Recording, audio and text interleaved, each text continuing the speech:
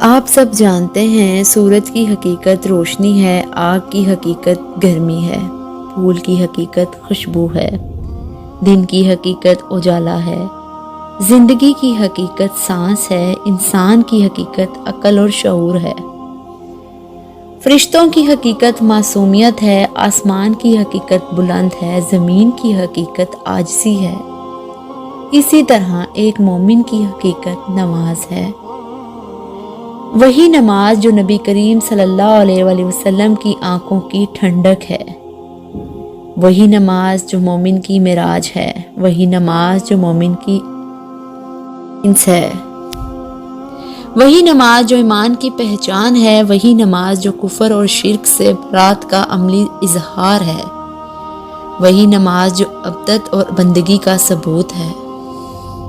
نماز دنیا سے بے نیاز کرتی ہے، کیونکہ نماز رب کی یاد کے لیے قائم کی جاتی ہے، اور جب رب یاد میں ہو تو دنیا کی یاد کہاں دل میں ٹھہرتی ہے۔ جب انسان سجدے میں رب کے سامنے پورے شعور اور آگاہی سے گرتا ہے تو اللہ تعالیٰ اسے قبول کرتا ہے۔